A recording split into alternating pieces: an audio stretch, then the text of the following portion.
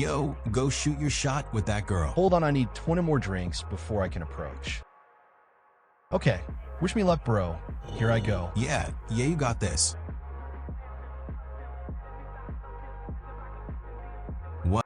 Guys, it's that time. A party's coming up. You gotta get ready. You gotta get ready. You're gonna go to a college party with other people, or it's a house party, or I don't know, a freaking birthday party. I'm not sure if it's really different for any other generation, but house parties in Gen Z, I personally feel are the exact same. You know, it's like any other generation. So you go to a party, and what is there? There's alcohol. Woohoo! Yes, alcohol. And look at every other house party ever. There's more and more alcohol. Oh my goodness. There's so much alcohol. We're getting drunk. But what's the hype all about? Why do people go to parties at all? What's the point? Well, essentially, it's an outlet for people to let loose from maybe a stressful week, final exams, or just to have fun in what normally is just boring day-to-day life, or to get lit. And that leads me to my next point, and that's getting invited. Invites to these parties. Now, if there's anything that I do notice with Gen Z, it's that a lot more people are not going to parties, you could say. And I think that's mainly because they're just not invited, I guess. You know, a lot of people, I get it. I understand that some of us have social anxiety. Trust me, I'm scared too to talk to people sometimes. But a lot less people are making friends outside of school now. Other than work, of course, but that's something else entirely. But a lot less people are going out and making friends. Now, I know that's not everyone, obviously, but I'm saying it's becoming more common. Like, more and more people are doing that. But let's say, screw that, you overcome your anxiety, you make some friends, and now you get invited to some parties. All right,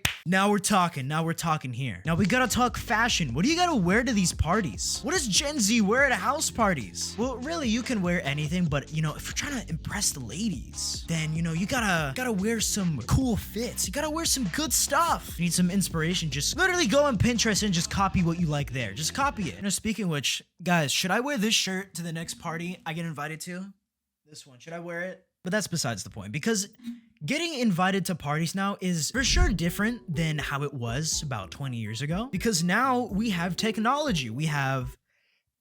Now we have Instagram DMs, we have Twitter DMs, and even then we have even more stuff and even more ways to get invited. You know, sometimes if you have a good enough profile, then some people will just invite you to parties on like dating apps and stuff. I forgot to include this, but if you live in a populated enough area or a college town, you can go on Instagram or Facebook, but mainly Instagram, and you can find pages dedicated to hosting parties in your area. But anyways, the drinks. Everyone's getting drunk in there. Everyone is going out. They're bringing all the alcohol because most people are drinking underage. Guys, don't do that. That's so weird. You can't do that. Doesn't matter what I say, people are gonna do it anyways. You know, you go in and you're trying your dang hardest to figure out which bottles would get you the most wasted for the cheapest amount of cost. How little can you spend and still get super drunk? You see, I wouldn't know because I'm not really too much of an alcohol guy, but I hear that's something that a lot of people do. Now, the actual party itself, what is it like? What do Gen Z parties look like? Well, it can look like a lot of different things, but essentially it's basically the same. It's pretty much the same as what it's always been. People coming in, loud music, alcohol everywhere, and a bunch of dancing and talking. Yes, that's what it is. But most people really just stick to their own friend groups because it's scary talking to new people. I know,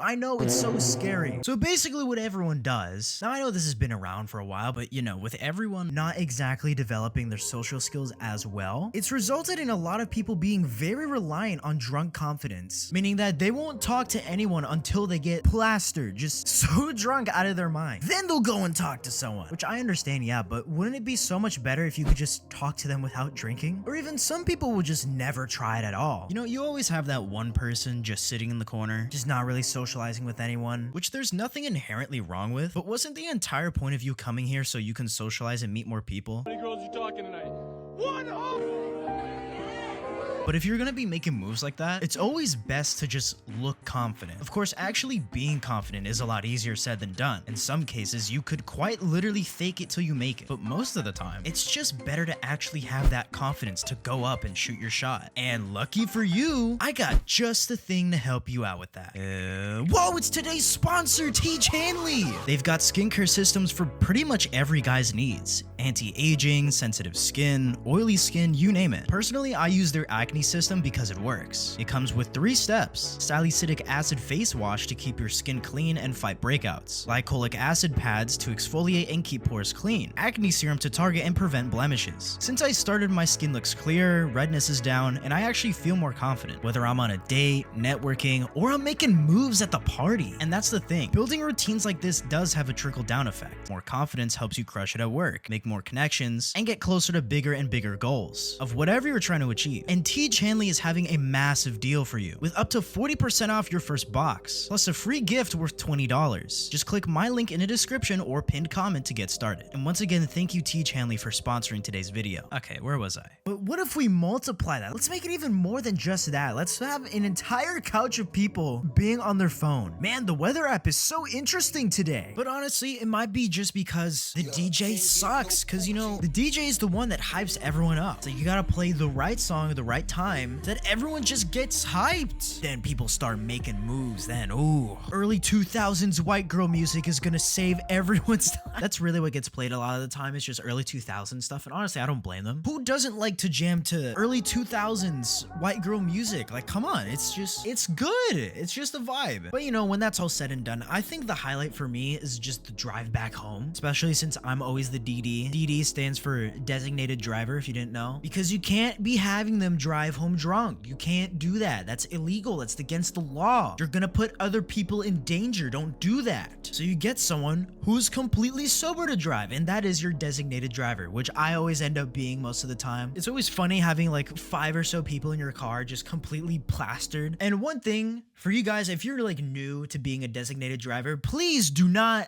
start whipping that thing. Don't start whipping the car and driving crazy. No. Last thing you want is for someone to puke in your back seat. No, don't do that. You gotta drive carefully, especially since it's always late at night when you're driving back. So that's when the cops are especially going to be eyeing every single car going down the road. So don't do anything dumb. But it's always fun for me because my one friend that I go with in particular, he has a newer car than me. So it's always so nice whenever he gets so drunk because then I get to drive his car. Get to drive his brand new car. Now, don't get me wrong. I love my car, but like, bro, this guy, we did like a mini road trip from one of the parties to where we drove a whole hour down I-4. No, it was more like an hour and a half, really. And this dude's car averaged 40 miles a gallon.